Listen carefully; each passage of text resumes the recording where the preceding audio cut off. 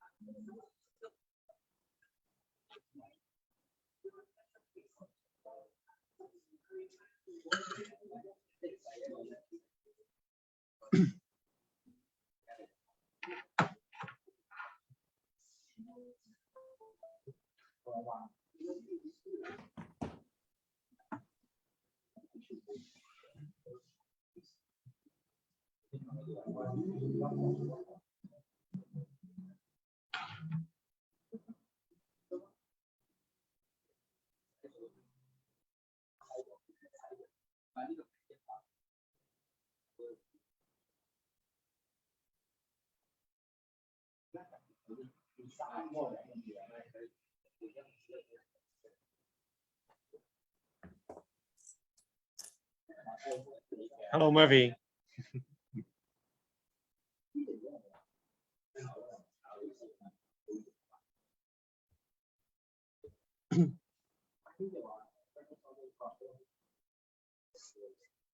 我哋好快就開始啦。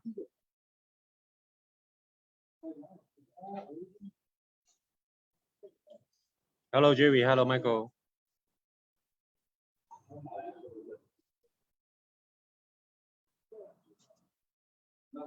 So, Freddie, you ready? Should we Yes, get? I'm ready. Yeah, thank you. So I do the share screen first.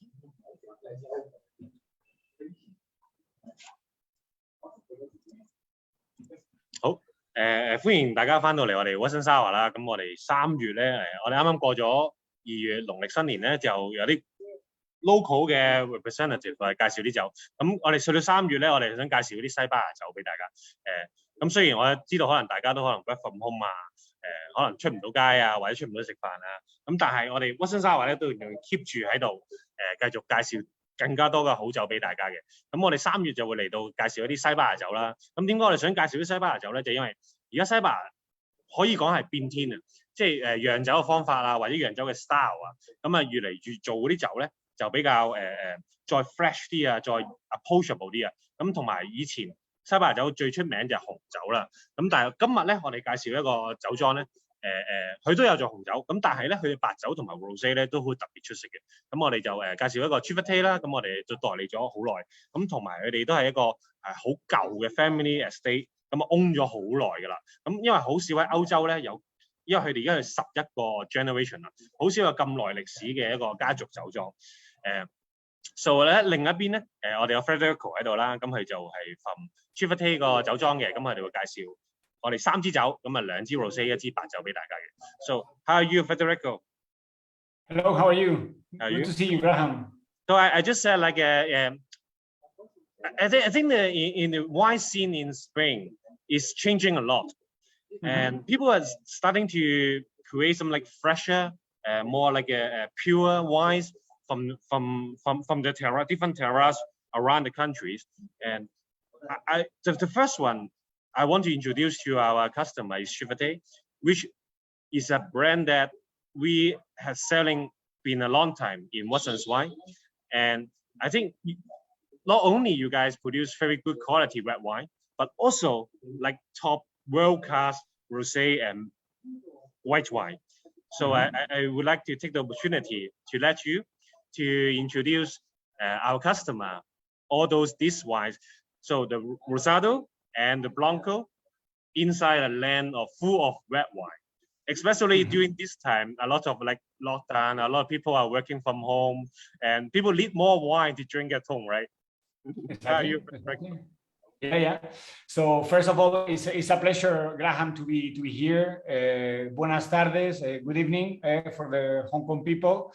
I wanted to say as well our solidarity with the current situation that you are going through in Hong Kong with the pandemic, because we know that now the situation is getting worse now. So we have suffered a lot this here in this part of the world. So first of all, our solidarity with the people of Hong Kong. Okay, and yes, as you said, Graham, Spain has been a very famous country for the red wines for many years.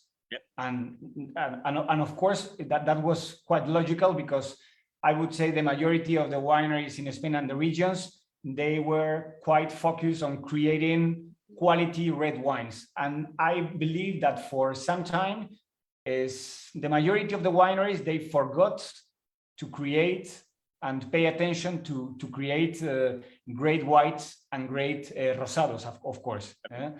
So I believe that in the majority of the regions in Spain in the past, like the serious wine, the real wine was the red wine. And they forgot a little bit about they were like the poor brothers of the family, and the rosado and the white. But in Chivite, of course, and as you have explained as well, we've been elaborating wines for 11 generations. This year this is our 375 anniversary. Okay, congratulations. One of the longest dynasties in Europe, in the winemaking world. And from the beginning, we have elaborated, of course, reds, because Spain is a land of reds. But of course, Navarra, because is the most famous region in Spain for rosados. We have a very long tradition of quality rosados in Navarra, and is the best-selling rosado of Spain and Navarra. And of course, whites. And whites, it is true that in Navarra we don't have like a known a grape varietal like you can see in other parts of Spain, like in Albariño, in Rías Baixas, etc., or Viura in Rioja. But it is true that we have a very long tradition of elaborating great Chardonnay in Navarra since the Middle Age, because we have to think that the Burgundian monks brought the Chardonnay to Navarra in the Middle Age. So, so it is true that it's not it's not a new trend. It's already a lot of history of it's like Grenache. When we think about Grenache, we don't think about Aragon, but the roots of the Grenache was in Spain, and it went to France, and now Grenache for us is not only a Spanish grape varietal, because in the south of France we have a lot of Grenache as well, no? And the Chardonnay is a little bit the same. It is spread around the world, and of course in Burgundy is like the nest of the Chardonnay. Yeah. But we have a long tradition here in Navarra as well for whites. I think it's very important, especially in a country like Spain. So it's very gastronomic. So a lot of like good restaurant, good food around the country. So you need different wines to pair with different food, right? So you need seafood, you piece of meat, of course you pair with red. But when it comes to like tapas or seafood, so you may want a refreshing white or rosé. So as we mentioned, it's already like 11 generation of the family. So when did the family start making wines? It was in 1647, so 375 years ago. And maybe it was before that, but the thing is, the first document that proved that the Chivite family was elaborating wines, and we have this legal document shown in the winery when you do the visit, is that already in 1647 the Chivite family was already selling wines, etc. So maybe it was before that, but we have legal proof that at least for the last 375 years we have been elaborating wines in this part of Spain. Yeah, absolutely. So you mentioned La Bravara. So is the family or the family winery based in La Bravara? And what is the character? So we understand that there's a lot of different regions, a lot of deal across the whole country. But what's the specialty or what's the special terroir that we can find it in La Bravara? Yeah, the thing is, Spain is quite a diverse country. So you have more than 90 appellations of origin in Spain. So in that sense, we are a little bit like France or Italy, that we have a wide diversity of style of wines in Spain, from Jerez in the south to the Basque Country in the north, to Galicia. So we have a lot of different weathers, different soils, etc., and different styles of winemaking. In the case of Navarra, in the past, Navarra was mainly known because of the rosé. It was like the quality rosé. It was like the Provence in France was mainly known because of the rosé. It was a little bit like that. Navarra in the past was all the time, when people thought about Navarra, the majority of the producers were quite specialized in rosé, and this is the origin of many of our wines, of course. Rosado from Navarra. It is true that we have a Grenache. This is the autochthonous grape, one of the autochthonous grapes in Navarra, Grenache, and Grenache is a perfect grape for the rosés, as you know. Okay. In the case of the whites, in the same way that Spain is quite a diverse country in terms of soils, in terms of weathers, it's a little bit the same in Navarra. Navarra is a small Spain. The south of Navarra is quite dry, I would say, more continental weather. And the north of Navarra is much more Atlantic and fresh. So inside the same appellation of origin, you can find very different wines, one from each other. Okay. But in general, I would say, in the case of the Chivite wines, that we are in the northern part of the Chivite state is in the northern part of the appellation of origin.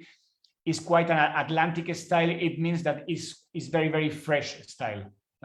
We have to think, when we are thinking about very elegant wines in Spain, Rioja. Okay.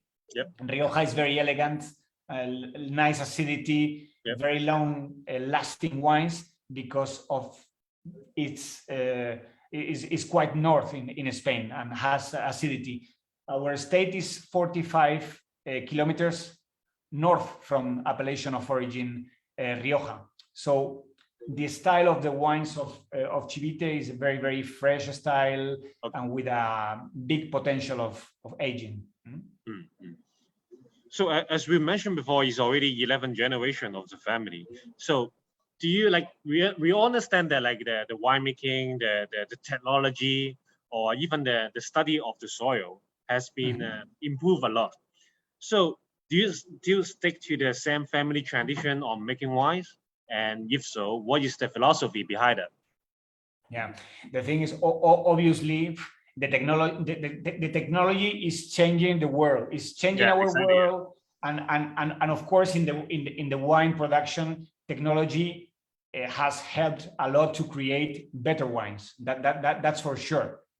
You can think that the kind of technology that the winery used in the 40s. Yep.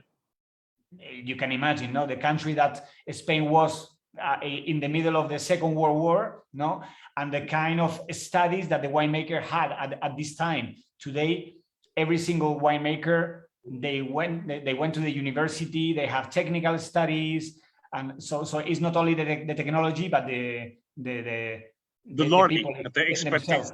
Absolutely. So if we compare the wines of today and the wines, not in our winery, in general, if we compare the wines of today and the wines of several decades ago, obviously we are improving more and more because of the competition, of course, because when you are competing with many countries, many regions, many producers, obviously it obliges you to do better and better wine, but at the same time, it of course, with the technology and the new winemakers generation, we are doing better and better wines. What is like a core winemaking philosophy of the family? So you want to make like a terroir-driven wines, or you want to show what the aspect of the terroir that gives you? Or...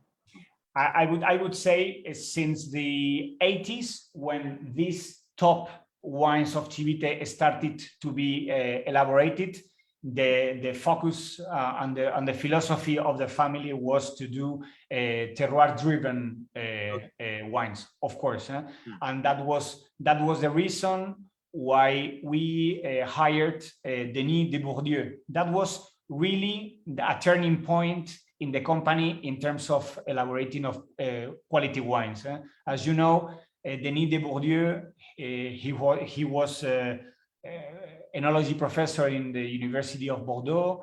Yep. He was the responsible of very, very famous wines like Chateau d'Yquem, Cheval Blanc, and he was the responsible of elaborating mainly the collection 125 for Chivite. And he's been elaborating the wines until he passed in 2016. And it wasn't like a wine consulting that you can put the signature in the bottle and the guy is not there. No. That was a very, very close connection of both families, and Monsieur de Bourdieu was here all the time. So he was really the creator and the brains behind a collection 125.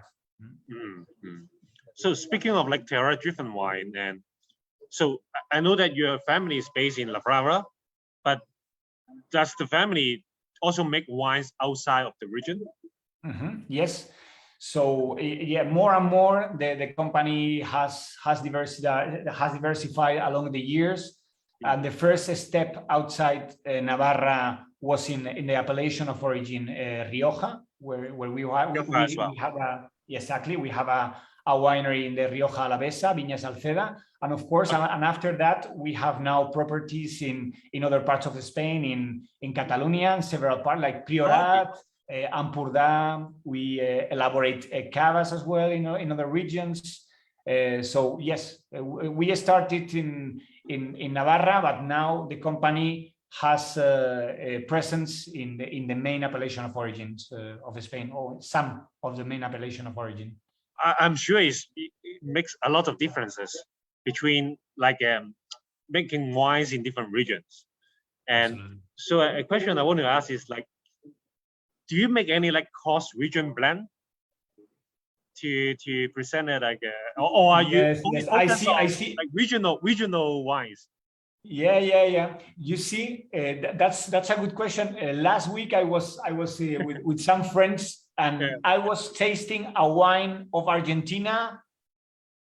So the grapes were Argentinian, but it was elaborated in California. It was Duckhorn, so even some people is doing not cross-regional but cross-country wines. In our case, and because of the philosophy of the appellation of origins, if you are in the appellation of origin Rioja or Navarra or wherever, you have to elaborate the wines with the grapes of your own appellation of origin. We cannot switch and do a Priorat red in Navarra or a white from no. Yeah. Okay, so it's like a respect of the individual terroir of different regions.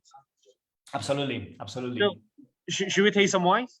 So the of course. So the first one is a rosé, rosado. Exactly. Chivite Las Fincas. Chivite Las Fincas. I have to confess that I'm a big fan of this rosé. So you can see at the bottle.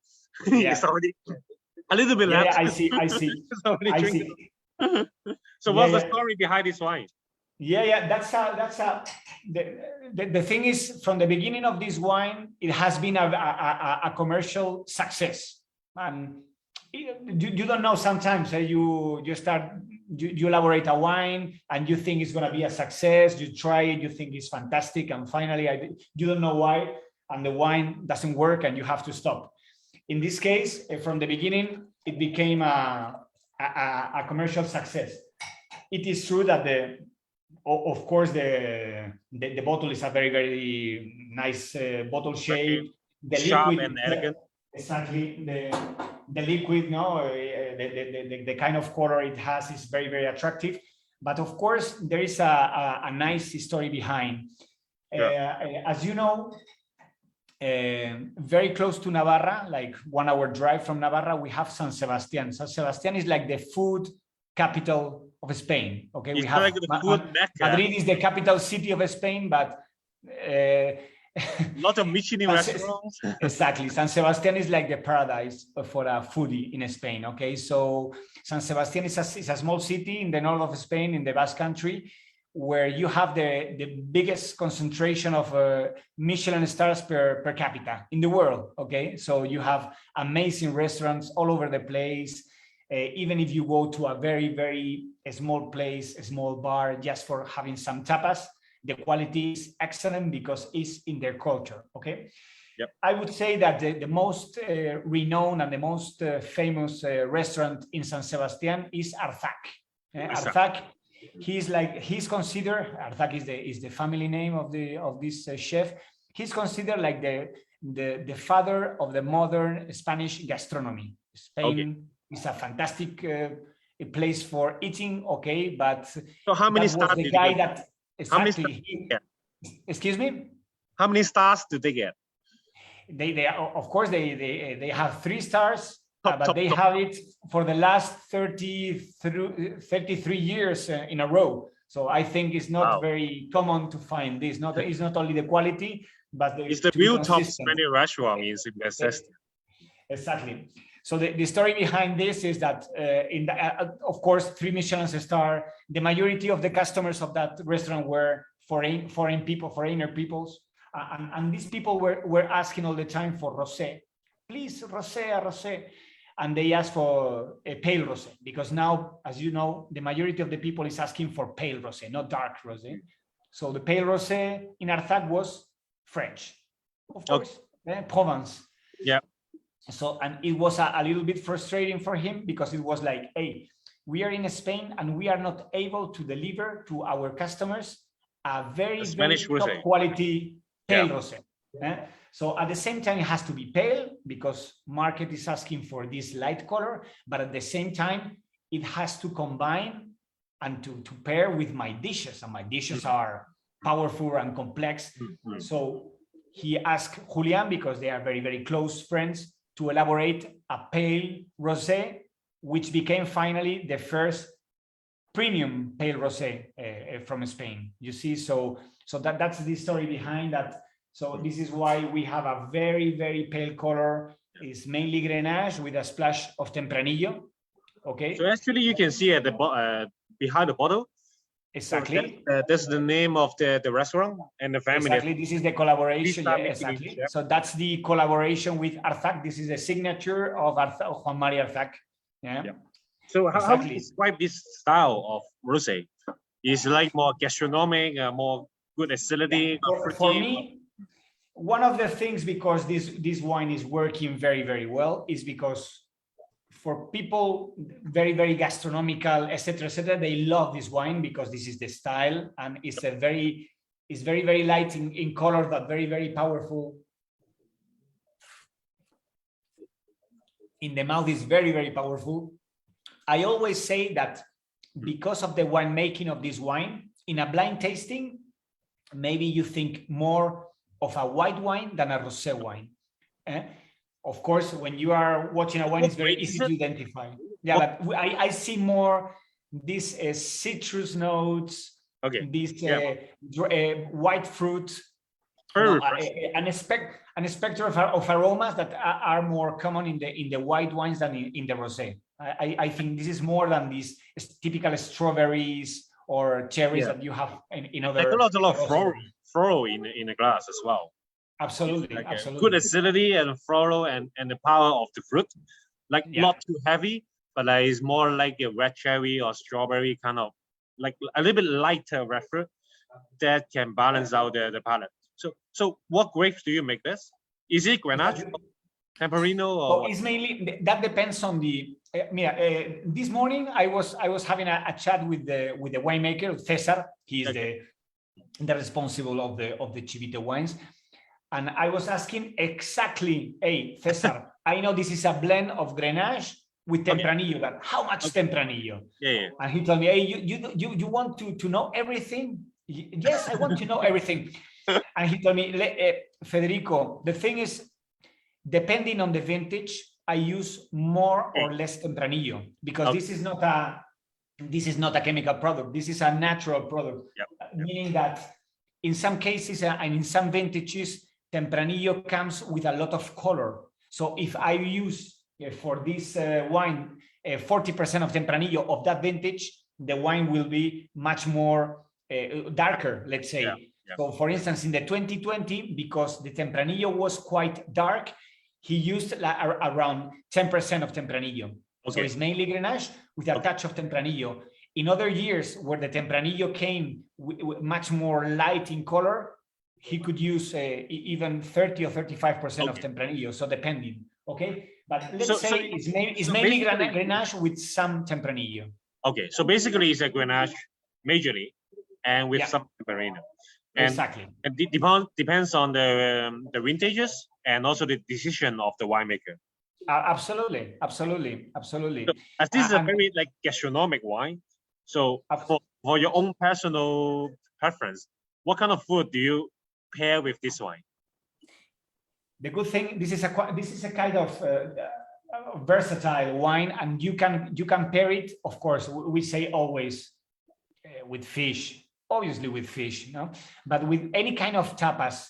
You think about a pasta with a light tomato sauce. You can have it with you can have, of course, with red meat.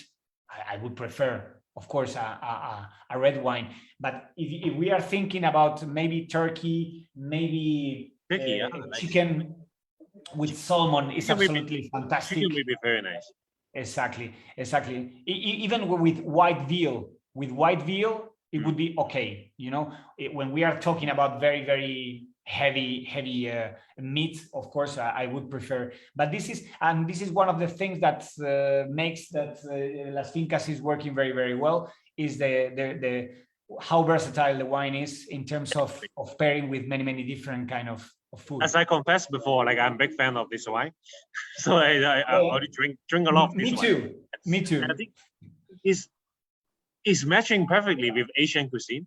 So no matter it's like Thai food, so a little spice, given that the fruitiness in the rosé, and you can pair with very well, and acidity, and also the Cantonese food in Hong Kong, and like stir fry or rice or anything.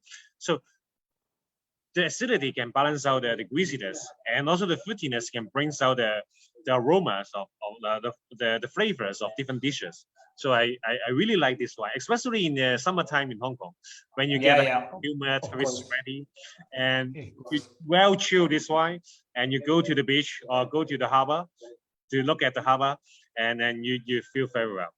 Yeah, I would say that the acidity comes, and you will see that the acidity is something common in all the wines of Chivite, because they come from the same estate, and the same location is quite north of Spain. So the acidity is one of the characteristics. It helps a lot the wine to long last. So this is a wine without any oak, and for instance, you can have it for 2 or 3 years, and the wine is absolutely fantastic. It is true that we don't use any oak, but we keep the wine with the lees for 4 months. So you add texture and a capacity. Exactly. So it gives the wine, it has like 2 different effects on the wine. The first is the texture. When you keep the wine with the lees, it's much more is wider, and is so in the mouth is not a light rosé, and you can feel that in the mouth, that is like it's a mouth feeling rosé, and at the same time it increases the long the lasting potential of the wine. So for instance, at home, because I am a big fan of this wine, in Spain, we have launched now the new vintage 2021. Very good now. lunch wine. It's very Exactly. good wine. Exactly. But You can at drink home, wine during lunch. at home, I have bottles of the 19 and I have bottles of the 2020. Okay. And I have it, I mean, for my personal consumption at home, etc., etc. And every single time I drink, it's like, wow. Because you are not expecting, yes, normally in the following year, you are expecting that a rosé without any oak, it is declining, Yeah. you know, it's like, and it is not the case in this wine. So this, I think this is one of the big things of this wine. Fantastic. Yeah. So personally, I absolutely recommend this wine because I'm a big fan, and I think it suits the weather of Hong Kong and as well as the cuisine in Hong Kong as well. So yeah, for the next two wines we have in the same series. It's called Connexion 125. 125. So which one should we taste first? So we have a Rosado and a Blanco. Yes.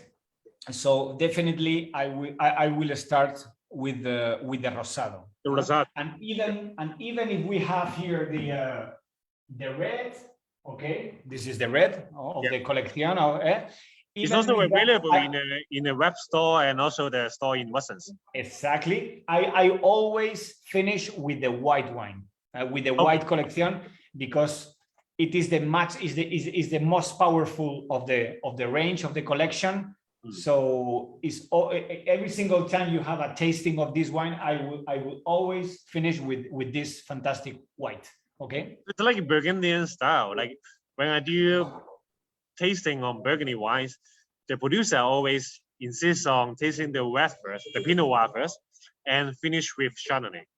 Absolutely, and it is quite a Burgundian style of Chardonnay. We will talk about it later on, but if you want, we can start now with the Collection 125 Rosado. Okay. Tell me about the Connexion. What does it mean? Like Collection 125. What does it mean? Yeah. Chivite, as I said, Chivite is a long tradition of winemaking. 1647. This year, 375 years old. We are a very, very old company. Okay. And the first export of Chivite started exporting wines in 1860. 1860 means that when Chivite started to export wines, you didn't have any winery in Rioja yet. So just to show the tradition of Chivite, no, we are talking about that the first wineries of Rioja started in the second half of the 19th century. We started to export wines to France in 1860. So in order to commemorate our first export, in 1985 we launched a limited edition, a collection anniversary wine, which was a red wine. It was the Collection Red. That was the first of the range, and then we started with the white, and then the rosé, and then the late harvest. We have a beautiful late harvest. It's good wine. Muscat, Petit Grand. Yeah, exactly. So that's the explanation. 125 years exporting wines. Yeah, you have to take into consideration that it's not that Chivite was one of the first wineries to export wine in Spain, but Chivite was one of the first companies in Spain to export, because you can imagine Spain in the 19th century was a rural country. Yeah. Everything was agriculture, so we didn't have many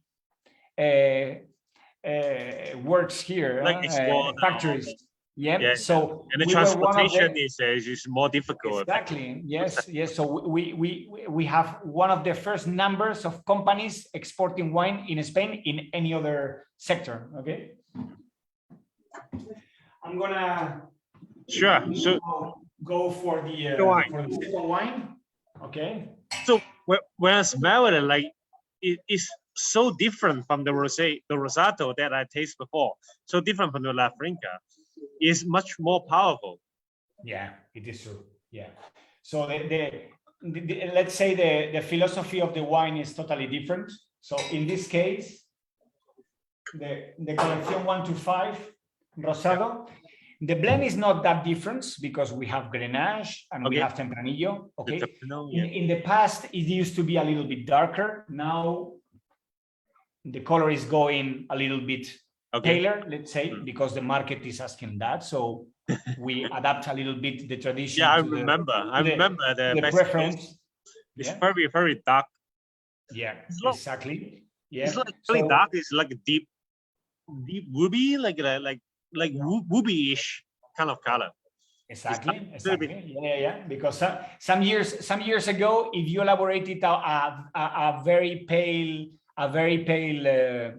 rosé in Spain, people was like, "This is not a rosé. This is not what we want." It was like they refused. No? It was in this case. That was the first. I know that you work with Viña Tondonia from Rioja, great producer. Okay. Yep. I would say that apart from the Rosado of Viña Tondonia, that was the first premium rosé oaked elaborated in Spain. So we were one of the pioneers elaborating oaked rosé in Spain. Okay. Yeah. So personally, like I think it's very rare, can I say that, to find a Rosado or a rosé that is so full body. At the same time, it's fully oaked, and you feel a lot of oakiness in the glass. But at the same time, you still feel the floral and the fruitiness of a Rosado. So it's like a very good balance between them. So, but what is the philosophy behind making this wine? So why do you have to make a kind of like heavy Rosado from Chivite? You have to think that of this beautiful this beautiful Rosado, we only elaborate around 2,000 bottles a year. 2,000 bottles? That's nothing. So it's our, I would say, it's our smallest production in the company. Depending on the vintage, it could be between 2,000 and 3,000 bottles. So really, for this wine, we use our best Grenache, our best Tempranillo for the rosé, and of course the yield. We are talking about vines of around 40 years old, more or less. But the yields are very, very small. So we produce a very concentrated and very attractive style of Rosado. We don't want to make another standard Rosado. We wanted to make something different. And that was the idea behind. When you are doing 2,000 bottles of something, it's because you want to do something special. And that's the idea behind this Colección 125 Rosado. Like, I think I've been tasting a lot of rosé around the world, and I think like the Rosado, the Colección 125 Rosado is a unique one. It's a unique one. There's no any other producer make rosé like Chivite does. We are specialists. We are like a Burgundian white. We are an specialist in Spain in all the categories of Rosado. I would say the company is a we have a very long tradition of elaborating nice Rosados, and that was the first try to do a premium Rosado, because again, in the past, Rosado in Spain was like an aperitif wine, swimming pool wine, aperitif wine, tapas wine, nothing serious. But this is a serious wine. Easygoing wine, and we said, okay, of course, we want that the Rosado has to be easy, etc. But why all the Rosado has to be like that? Why not to try a very special Rosado? Exactly. So this is what we wanted to do with that. This is exactly a very serious rosé. Exactly. If you blind taste it in a black glass, so you can never tell it's a rosé. It is true. It is true. So I feel a lot of oak in it. So how long does it spend in oak? You see, I think this is more because we are not very used to try. Of course, we have some some rosés with oak in the market, that we are, our taste is more accustomed to easy drinking rosés. The wine, the elaborating of this wine, the winemaking of this is we do the fermentation. We do it in barrel, okay, and after that we keep the wine with the lees inside the barrel for, depending on the year, 9-10 months, more or less. Okay. Yeah. So it meaning that sometimes the winemaker takes out the wine from the barrel before the summer, before our holidays in August, and sometimes the guy, before going on holidays, they try the wine and say, let's give it 1 month more, and we take it out after the summer, so in September. So depending on the vintage, it could be between 9 and 11 months, but no more than that. Okay. So, excuse me, Federico, I have to recap in Cantonese because I feel this rosé is super special to everyone. 啱啱呢一個咧，我哋試咗呢個Chivite 嘅 Connection 125嘅 Rosado。平時我哋飲 rosé 咧就好似好 light 啦，好 easy 啦，casual 啦。呢一個咧就好認真 ，very serious Rosado， 好認真嘅。飲咧，如果你 blind tasting 完全你唔會覺得係一支 rosé。呢個係我覺得我都飲過唔少嘅 rosé 啦。咁啊，呢個咧就好特別。我係唯一揾到一個咁認真做 rosé 嘅 producer 就係呢一個，咁大家都有興趣都可以買嚟試下。So I getting myself another glass of the rosé. You see, even for me, this is a special occasion because obviously, when you are producing 2,000 bottles of something, you are not able to try it every day. Only 2,000 bottles, yeah.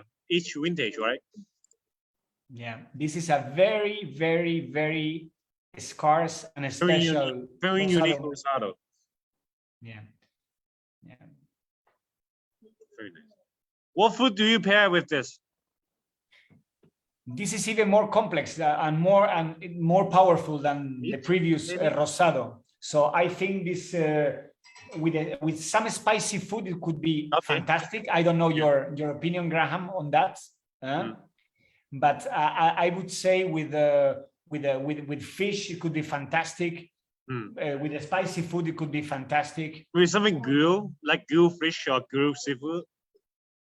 With seafood, with some seafood, it would be. Yeah.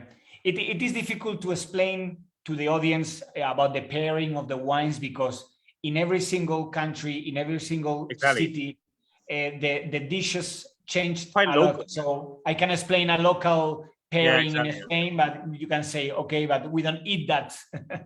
You see, this is why I prefer to talk about the family of tastes. But for me, I will prefer this with a little bit heavier seafood, like grilled fish with a sauce or with spices. So you get a weight of the wine and also the fruitiness and the flavor of the oak that you can pair with the flavor of the dish. Yeah, absolutely. And okay. Of course, I was thinking about the aging potential, that maybe this is something that many consumers makes themselves. No, I have this wine. Yeah. So normally, in the same way that I said, the Las Fincas Rosado, the previous one, was a wine that you can keep it and cellar it for a couple of years without any problem and without oak. In this case, and it depends on the taste and the profile of the consumer. Some people prefer very, very fresh version of the wines. If you prefer this fresh version, now this vintage is perfect to be tasted. But if you like these old wines a little bit, etc., I would say that the maximum aging potential, I would say between 5 and 10 years. No more than that. No more than that. Depends on your preference. Exactly. I know some people that you open an old bottle of Bordeaux or Rioja, etc., and they say, I don't like it. Okay, you don't like it. The wine is perfect, but I understand that you don't like it because you are expecting more fruit, etc., etc. Yeah. When you're talking about a wine of 45 years, you don't find any fruit. You find other things, beautiful things. Or the freshness inside the wine. But I would say 5 to 10 years for the lovers of all wines. I would say that would be a good period of time. Okay. So the last one we're going here is a Chardonnay, right? Yeah. This is our most prestigious 125 is a Blanco. It's 100% Chardonnay, isn't it? Absolutely. Absolutely. Let's try the Collection White. Yeah, sure. I pour myself a glass.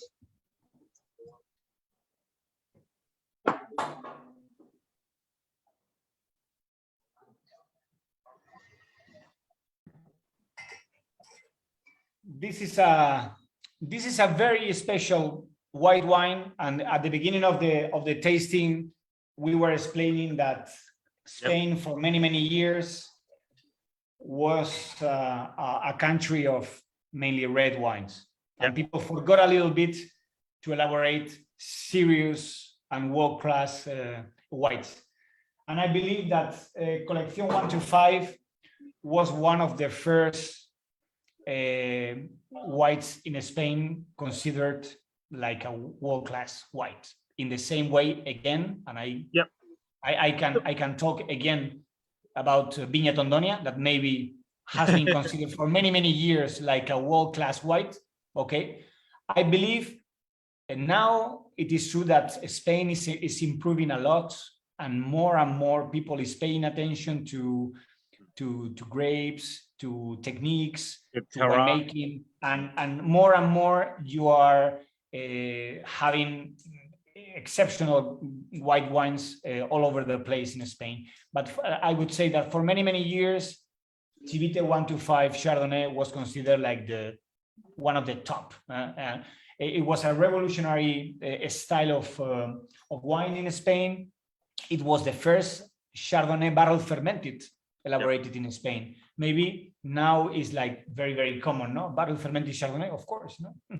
But we got a comment from Ben that the Collection 125 Blanco is the first Spanish white he tried, and he thinks it's a delicious wine. Yeah. Here again, it is not now.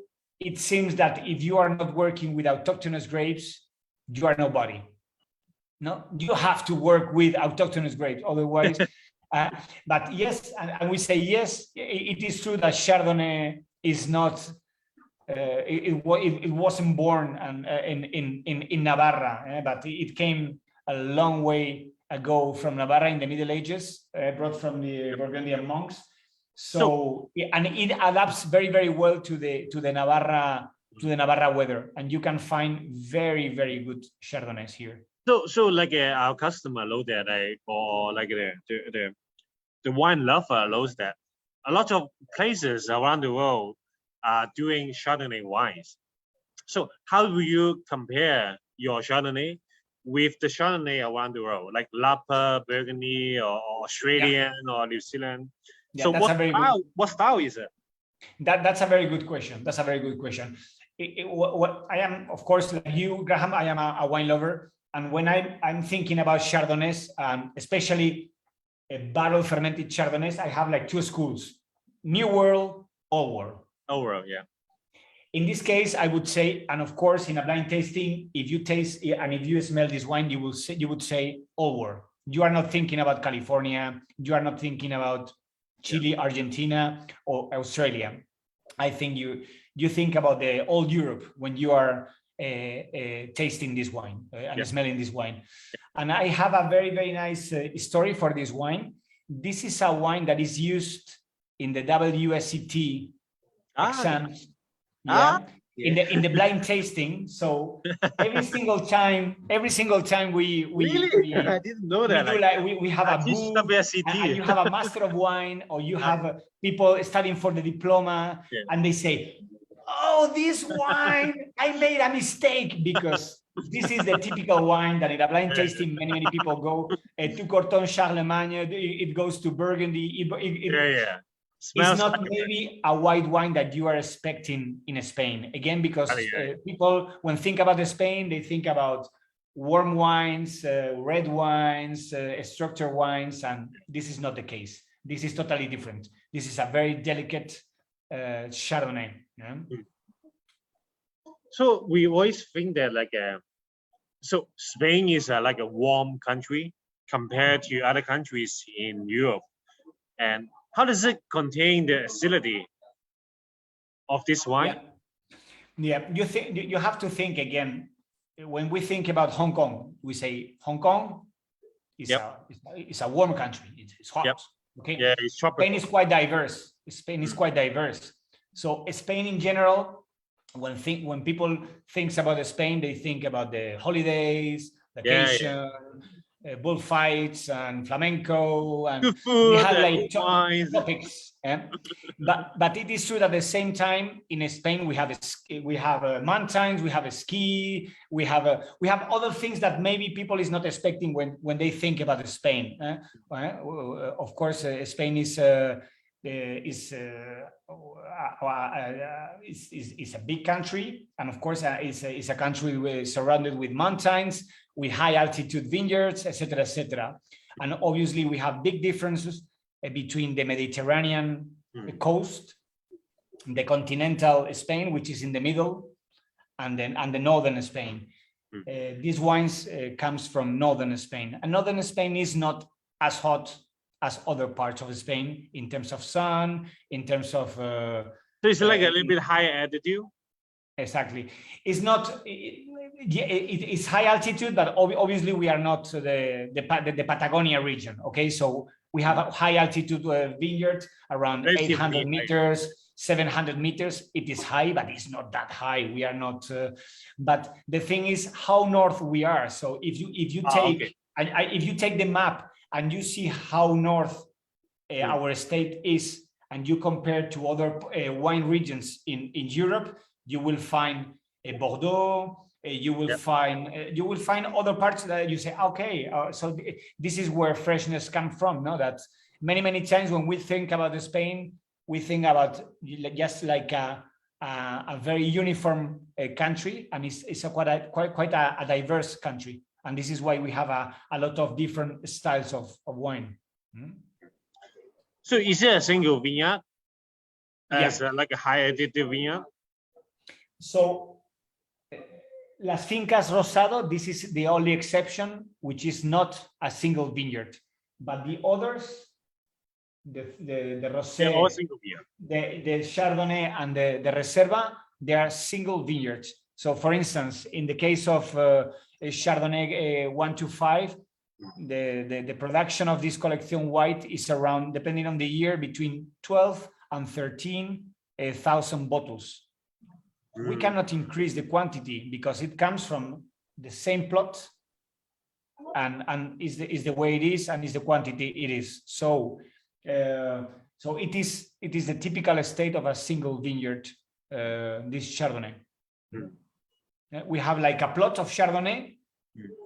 The central part of this plot is for this collection 125, and let's say the outer part of this plot is for the Legardeta Chardonnay, which is like the small brother of the collection 125. Okay, but yes, it is the typical style of expression of terroir in a bottle.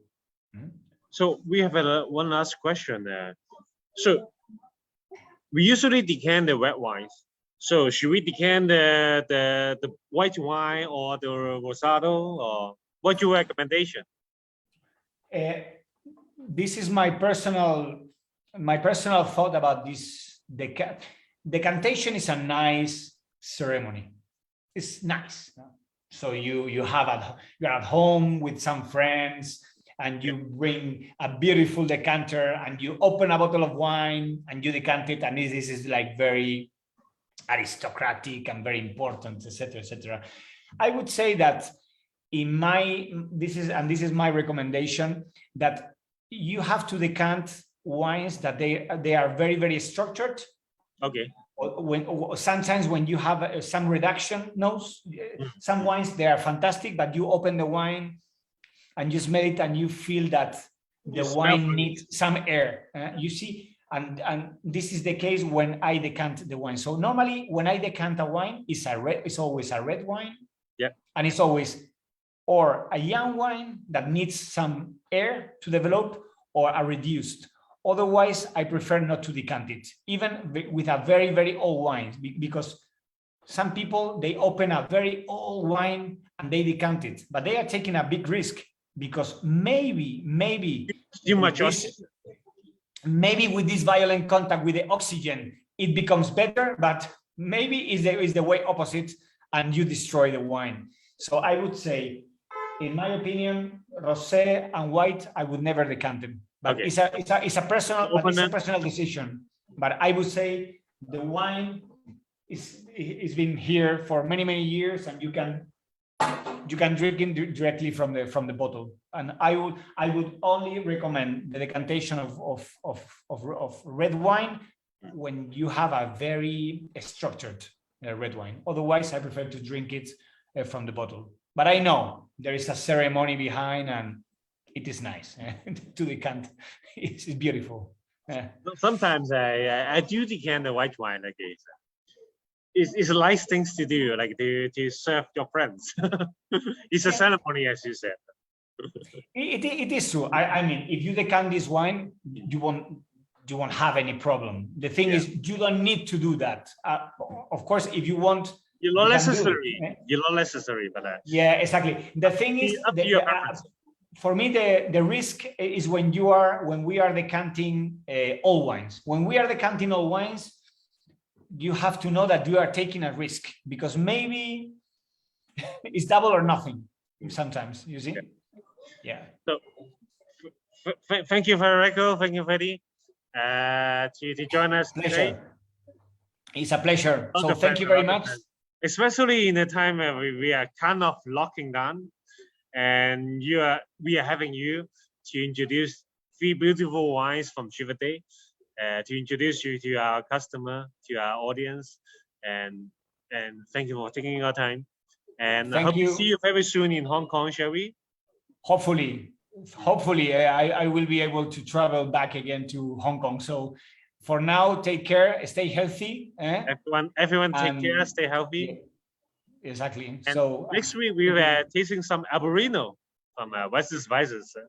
Yes, nice. So stay tuned, all the audience, stay tuned. And we'll see you next week. Ciao. Bye.